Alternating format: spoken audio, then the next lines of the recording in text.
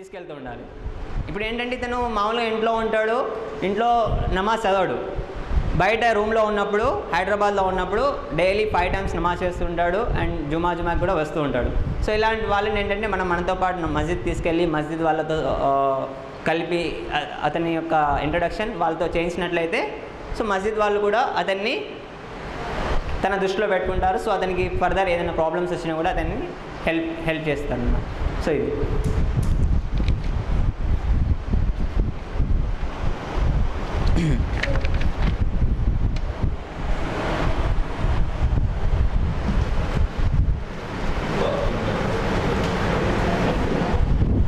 నాలుగో విషయం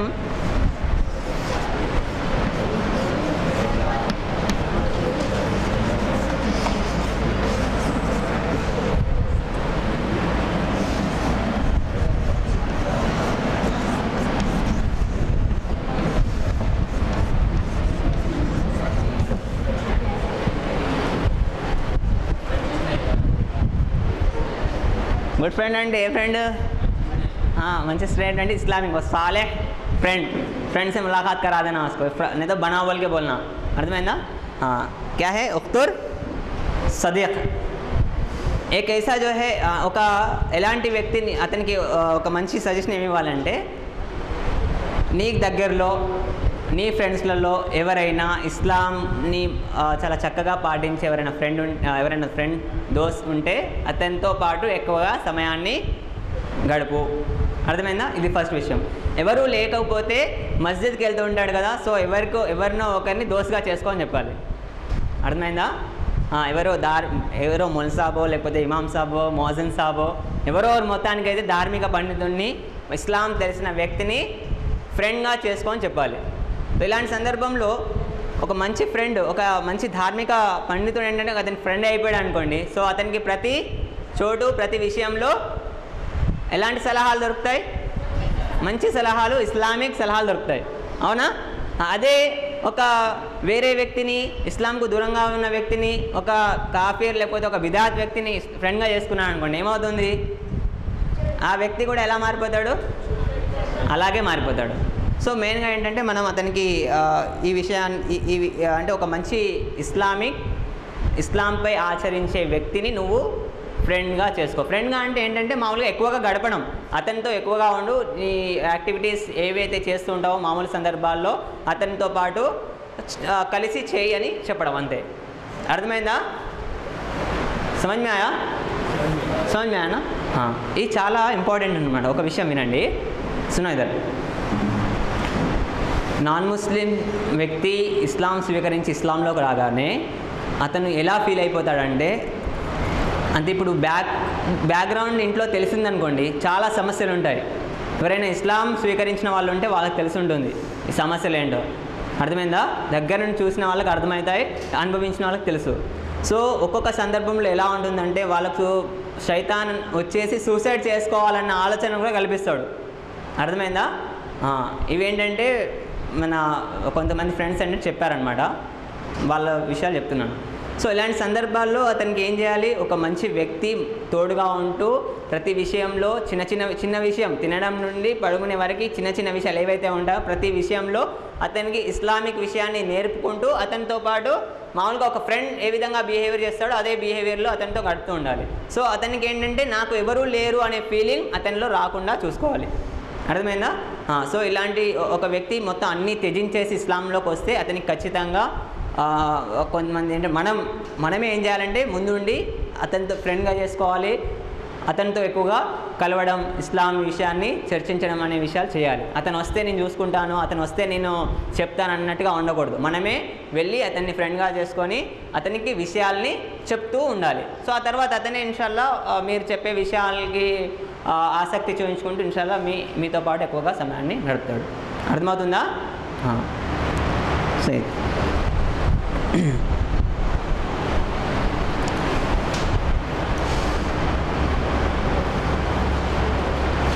సో ఇలాంటి వ్యక్తిని ఫ్రెండ్గా చేసుకోవడం వల్ల ఎలాంటి లాభాలు ఉన్నాయో కొన్ని చెప్తున్నారనమాట. మొట్టమొదటి విషయం ఏంటంటే ఒక ధార్మిక పండితుడిని లేకపోతే ధార్మిక విషయాలు తెలిసిన ఒక వ్యక్తిని అతను మిత్రుడిగా చేసుకున్నట్లయితే ఏమవుతుంది? అతను ఇస్లాం స్వీకరించిన తర్వాత ఇస్లాంలో దృఢత్వం అతనికి లభిస్తుంది. ఇస్లాంలో డైలీ అంటే డైలీ ఏంటంటే బేసిక్ నాలెడ్జ్ ఇంప్రూవ్ అవుతూ ఉంటుంది. సో అతని విశ్వాసం కూడా దృఢమైపోతూ ఉంటుంది. సో ఆ తర్వాత అతను ఇస్లాంలో పటిష్టంగా మారిపోతాడు. ఒక పటిష్ట ముస్లింగా మారిపోతాడు. అర్థమైందా?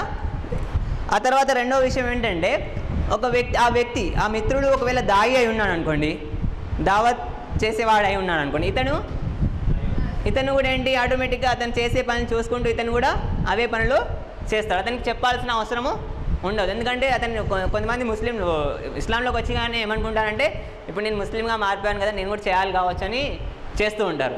సో ఇలాంటి విషయాలు చాలా ఉన్నాయి.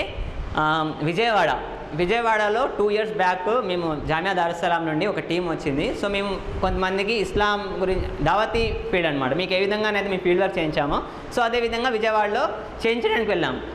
సో మా ఫ్రెండ్స్ విజయవాడలో ఏదో ప్లేస్లో ఏంటంటే వెళ్ళినప్పుడు ఆదిత్య అనే వ్యక్తి ఒక కొండ ప్రాంతంలోనే కూర్చొని ఉన్నాడు. అంటే సూసైడ్ అటెంప్ట్కి రెడీగా ఉన్నాడు, లెటర్ రాస్తున్నాడు. సో మా ఫ్రెండ్స్ వెళ్ళి అతనికి తెలీదు అతను ఏం చేస్తున్నాడు. అతనికి వెళ్ళి ఇస్లాం గురించి చాలా విషయాలు చెప్పిన తర్వాత అతను ఏంటంటే పేపర్ చింపేశాడు వాళ్ళ ముందు.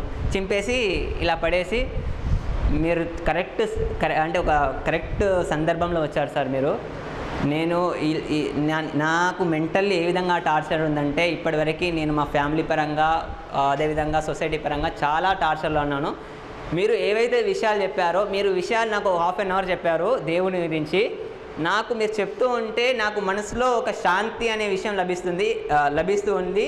ఇప్పుడు నేను ఏదైతే పేపర్ చింపానో అది సూసైడ్ లెటర్. మీరు ఒక ½ గంట ఒక 1/2 hour లేట్గా వచ్చి ఉంటే నేను ఏంటంటే ఒక శవంగా మారి మీకు కనిపించేవాడిని అన్నాడు అతను.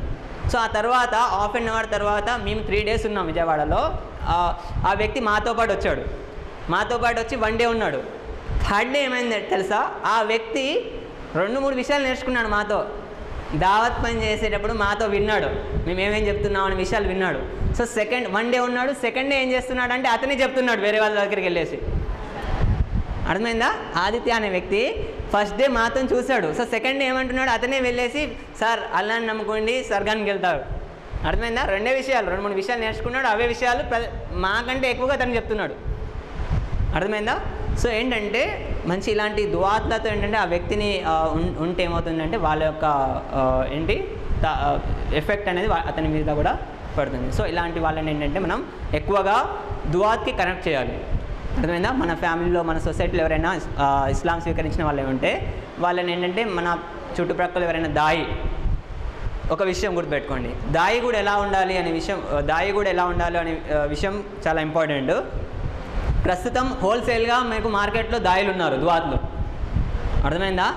హోల్సేల్ అంటే అర్థమైందా? ప్రతి ఒక్కరు ఏంటంటే తమను దాయి అనుకుంటున్నారు. అర్థమవుతుందా? చాలా ఇంపార్టెంట్ విషయం చెప్తున్నాను, వినండి. సునో ఇదర్ ఆవాజ్ నే. దాయి అనేవాడు ఎలా ఉండాలి అంటే ప్రతి విషయం ఏంటంటే ఖురాన్ మరియు అహాదీస్ల ప్రకారంగా నడవాలి. అవునా? మనం నమాజ్, జకాత్, హజ్ ఇవన్నీ విషయాల్ని ఖురాన్ అహాదీస్ల ప్రకారం చేస్తాం. అవునా? అంటే ఇప్పుడు ఒక నమాజ్ చదవాలి అంటే నమాజ్ చదవడం మెయిన్ కాదు. నమాజ్ని మొహమ్మద్ ప్రవక్త సల్లల్లాహు అలైహి వసల్లం గారు ఏ విధంగా మనకు నేర్పించారో ఆ విధంగా చేయడం ఇక్కడ మెయిన్ అన్నమాట. అవునా? నేను నమాజ్ చదువుతున్నాను అంటే అది అయిపోతుందా? లేదు. నేను 2 రకాతులు ఫజర్లో అల్లాహ్ తాలా చదవమంటున్నాడు. సో మనం 2 రకాతులే చదవాలి. మొహమ్మద్ ప్రవక్త గారు మనకు అన్నీ చెప్పారు. నేను రాత్రి నుండి నమాజ్ కోసం మేల్కొని ఉన్నాను, నేను నిద్ర కుర్బానీ చేశాను, త్యాగం చేశాను, నేను 3 రకాతులు చదువుతాను, 4 రకాలు చదువుతానంటే కుదురుతుందా? కుదరదు. సో అదేవిధంగా దాయి అనేవాడు కూడా ఎలా ఉండాలంటే దావత్ పని చేయడం ఇక్కడ మెయిన్ కాదు. అర్థమైందా? ఒక వ్యక్తి నాన్ ముస్లిం దగ్గరికి వెళ్ళేసి ఇస్లాం గురించి చెప్తున్నాడు. అతన్ని సంతోషపెట్టడానికి ఏవో విషయాలు చెప్పి మొత్తానికైతే అతను ఇస్లాంలోకి తీసుకొచ్చాడు. సో ఇది గ్రేట్ కాదు. అర్థమైందా? ఎదుటి వాడిని సంతోషపెట్టడం ఇక్కడ దావత్ పని కాదు. మీరు ఖురాన్ అహాదీస్ల వెలుగులో సత్యంగా తెలియజేసి అతన్ని ఇస్లాంలోకి తీసుకురావాలి. అర్థమవుతుందా? సో ఇది మెయిన్. కొంతమంది ఏమనుకుంటారు, నీ పేరు సార్ నేను ఇస్లాంలోకి రాగానే నా పేరు మార్చుకోండి సార్, నా పేరు తిరుపతి, నేను మార్చుకోను అంటే మార్చుకోక అవసరం లేదు. అది కరెక్టే, నీ పేరు బాగానే ఉంది, అన్నట్టుగా చెప్పి తీసుకొస్తారు. సో ఇస్లాం వచ్చిన తర్వాత కూడా అతన్ని ఎప్పుడు కూడా నువ్వు పేరు మార్చుకో అనే విషయం చెప్పరు, ఎందుకంటే నువ్వు చేసేది కరెక్టే అంటారు. ఒక రకంగా చూస్తే ఏంటంటే అది కరెక్టే, తిరుపతి అని కాదు, తిరుపతి అంటే అందులో షిర్క్ పేరు వస్తుంది కాబట్టి వదిలేసేయండి. ఆనంద్ అని పేరు పెట్టుకుందాం. ఆనంద్ అని ఒక పేరు ఉందనుకోండి. ఆనందం అంటే అర్థం ఏంటి? సంతోషం, హ్యాపీ. అందులో ఏమైనా షిర్క్ పదం ఉందా? లేదు, లేదు కదా, పెట్టుకోవచ్చు, ప్రాబ్లం లేదు. కానీ లేదు, నువ్వు చేసేవన్నీ కరెక్టే, నువ్వు మీ ఇంట్లో ఉంటూ అచ్చా ఖైర్, ఒక ఎగ్జాంపుల్ చెప్తాను. ఒక వ్యక్తి ఒక దాయి నుండి విన్నాను నేను. అతను ఏమంటున్నాడంటే ఇస్లాం, క్రిస్టియానిటీ, ఇంకొకటి హిందుత్వం. సో తను వేదాల ద్వారా ఒక హిందువుకి హిందుత్వం గురించి చెప్పాడు, అర్థమైందా? హిందుత్వం గురించి చెప్పేసి వేదాల్లో ఉండే కొన్ని విషయాల్ని అతనికి చెప్పేసి దైవం ఒకటి అనే తౌహీద్ని ఏదో చెప్పాడు, వేదాల ద్వారా చెప్పాడు. చెప్పిన తర్వాత ఇప్పుడు ఏమంటున్నాడు? ఈ విషయాన్ని మీరు కనుక పాటించినట్లయితే మీరు ముస్లిం, మీరు షిర్క్ని బాల్పడకుండా ఇగో మీ భగవద్గీతలో ఈ విధంగా ఉంది, సో నువ్వు అన్ని వదిలిపెట్టేసాయి, ఈ విధంగానే ఉండు, ఎవరిని ఆరాధించకూడదు, అల్లాని ఆరాధించని చెప్పేసి వచ్చేసాడు. అల్లాని కూడా చెప్పట్లేదు, ఈశ్వరుడు ఏదో అంటున్నాడు. అల్లాకి ఈక్వల్గా ఏమంటున్నాడు? అల్లా అంటే ఈశ్వరుడు ఏదో అని పేరు పెట్టేసి ఆ ఈశ్వరుని నమ్ముకో, ఎవరిని నాతో పాటు పెట్టకూడదని చెప్పేసి వస్తున్నాడు. అది కరెక్ట్ దావత్ అవుతుందా? అప్పుడు అతను సంతోషంగా ఉన్నాడు, నేను నా పని నేను సంతోషం, ఇప్పుడు ఏంటంటే సార్ నేను చేసే పని కరెక్ట్ చేస్తున్నా అని అతను సంతోషంగా ఉన్నాడు. సో ఇలాంటి విషయం క్లియర్ అయింది, ఇది కరెక్ట్ అయింది. సో ఇలాంటి దాయి దగ్గర పంపిస్తే ఏమవుతుంది? ఇతను కూడా ఏం చేస్తాడు? అలాంటి పనులే చేస్తాడు. సో మీరు ఏ దాయి వద్దకైతే ఒక నాన్ ముస్లిం పంపిస్తున్నారో అలాంటి దాయి ఒక పండితుడై ఉండి ఖురాన్ మరియు అహాదీస్ వేరుల్లో దావత్ పని చేస్తున్నవాడైతే ఆ వ్యక్తి కూడా ఖురాన్ మరియు అహాదీస్లను తెలుసుకొని ఆ ప్రకారంగా అతను దావత్ పనిని చేసే ఆస్కారం ఉంటుంది. అర్థమైందా? సో ఈ టాపిక్లో ఏంటంటే ఒక వ్యక్తి మామూలుగా అతని మిత్రుడు ధార్మిక పండితుడు అయి ఉన్నా లేకపోతే ఇస్లాం గురించి మంచిగా తెలిసి ఉన్న వ్యక్తి అయితే సో ఏదైనా ప్రాబ్లం తర్వాత ఏమైనా ప్రాబ్లం ఫేస్ అయినా కూడా అతను ఏం చేస్తాడు? అతనికి సహాయపడతాడు. ఎందుకు సహాయపడతాడు?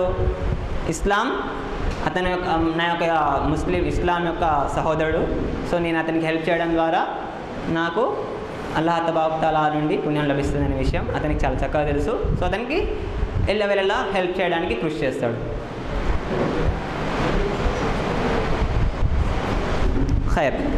అదేవిధంగా అతని మిత్రుడు ఏంటంటే ఒక మంచి ధార్మిక పండితుడో లేకపోతే ఇస్లాంపై నడిచే వ్యక్తి అయి ఉంటే అతనికి ఐడియల్గా ఉంటాడనమాట. అతను ఏ పని చేసినా కూడా నా ఫ్రెండ్ ఈ విధంగా చేస్తాడు, సో నేను కూడా ఈ విధంగానే చేయాలని అతను ఐడియల్గా చేసుకొని ఆ ప్రకారంగా నడవడానికి ప్రయత్నిస్తూ ఉంటాడు. సో కాబట్టి మనం ఎప్పుడైనా నాన్ ముస్లిం ఎవరైతే ఉంటారో వాళ్ళకి ఏంటంటే ఒక మంచి ఫ్రెండ్ని చేయాలి. లేకపోతే మీరే దానికి ఒకవేళ మీరేంటంటే అల్హమ్దులిల్లాహ్ ఇస్లాం గురించి మీకు తెలుసు, దావత్ పని గురించి తెలుసు, సో అలాంటి విషయాల్లో మీరే ముందుండి పరిచయం చేసుకొని అతన్ని ఫ్రెండ్గా చేసుకోవాలి. సో ఇది कितने हुए?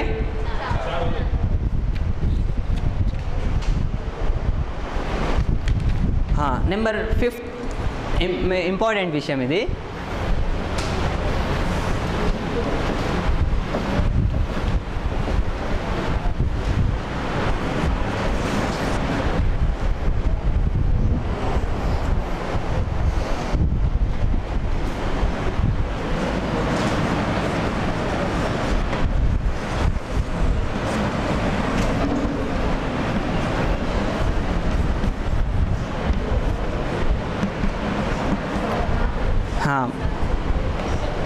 ठीक है, ఏమి అర్థమైంది?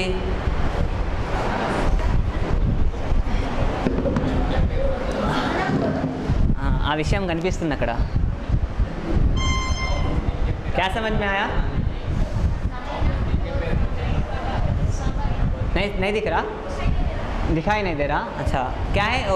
असब्र जो लिखा हूँ, सब्र.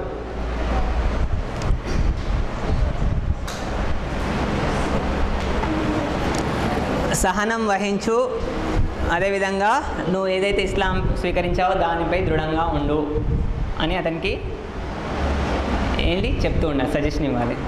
సో ఎందుకు ఇది చాలా ఇంపార్టెంట్ విషయము, ఎందుకంటే ఒక వ్యక్తి ఇస్లాంలోకి వచ్చిన తర్వాత అతనికి ఎలాంటి ప్రాబ్లం, ఒకవేళ అతనికి ఫ్యామిలీ పరంగా కూడా ఎలాంటి ప్రాబ్లం లేకున్నా కూడా ఖచ్చితంగా ఏదో ఒక రకంగా అతనికి మెంటల్లీ లేకపోతే ఫిజికల్లీ ఏదో ఒక ప్రాబ్లం ఖచ్చితంగా ఫేస్ చేయాల్సి వస్తుంది. ఖచ్చితం అన్నమాట ఇది. ఫ్రెండ్స్ ద్వారా, ఒకవేళ ఇంట్లో మామూలుగా అందరూ ఏంటంటే బాగానే ఉన్నారు, తల్లిదండ్రులు ఏంటంటే ఒకవేళ ఒక అబ్బాయి ఇస్లాం స్వీకరించాడు, సో అమ్మా నాన్నలు ఏమనుకున్నాను, చలో నా కొడుకు కదా, వాళ్ళని అతన్ని దూరం చేసుకోవడం ఎందుకు, అతని ఇష్టమని అనుకుని వాళ్ళు మామూలుగా ఉంటారు. సో ఇలాంటి సందర్భాల్లో ఏమవుతుందంటే అతని ఫ్రెండ్స్ ద్వారానో అతని బంధువుల ద్వారా అతనికి చాలా ప్రాబ్లమ్స్ ఫేస్ చేయాల్సి వస్తుంది. ఏమవుతుంది, నువ్వు ఎందుకు ఇస్లాం స్వీకరించావు, ఇస్లాం ఏంటంటే టెర్రరిజం గురించి చెప్తుంది, ఇస్లాంలో బుర్కా ఉంటుంది, ఇస్లాంలో ఇవి ఉంటుంది అవి ఉంటాయని అనేక రకాలైన విషయాలు చెప్తూ ఉంటారు. అర్థమైందా? సో ఫస్ట్ ఏంటంటే అతనికి నాలెడ్జ్ ఉండదు ఇస్లాంలోకి వచ్చిన తర్వాత. ఇలాంటి విషయాలు వచ్చిన తర్వాత ఇలాంటి విషయాలు వస్తాయి. అదేవిధంగా ఫిజికల్లీ ఏ విధంగా ఉంటుందంటే కొన్ని సందర్భాల్లో ఒకవేళ పెళ్ళి అయిన వ్యక్తి ఉన్నాడు అనుకోండి, తన భార్య ఏమంటుంది, నువ్వు కనుక ఇస్లాంలో ఉన్నావనుకో నా పిల్లల్ని చూడకూడదు, మా వద్దకే రాకూడదు, నువ్వు ఇంట్లోకే రాకూడదు అని బయటికి పంపిస్తారు. సో ఇలాంటి విషయాలు జరిగాయి. హైదరాబాద్లో సల్మాన్ అని ఒక వ్యక్తి, ప్రసాద్ అతని పేరు, సల్మాన్, షేక్ మొహమ్మద్ హమాద్ ఉమరీ గారు వచ్చారు కదా, అతనితో ఎక్కువగా ఉంటారు ఆయన. 2010లో నేను జామియా దారుస్సలాం నుండి అల్హమ్దులిల్లాహ్ అక్కడి నుంచి ఫారిగ్ అయి వచ్చిన తర్వాత హైదరాబాద్లో ఒక ప్రోగ్రామ్ ఈ విధంగానే కండక్ట్ చేస్తాం. ఒక ప్రోగ్రామ్ ఈ విధంగా మేము కండక్ట్ చేస్తాం. సో ఆ ప్రోగ్రాంలో ఈ ప్రసాద్ అనే వ్యక్తి వచ్చాడు. ప్రసాద్ అనే వ్యక్తి వచ్చి, సార్ నేను చాలా రోజుల నుండి ఇస్లాం గురించి కొన్ని విషయాలు తెలుసుకున్నాను, ఇస్లాం అంటే నాకు ఏంటంటే ఇస్లాంలో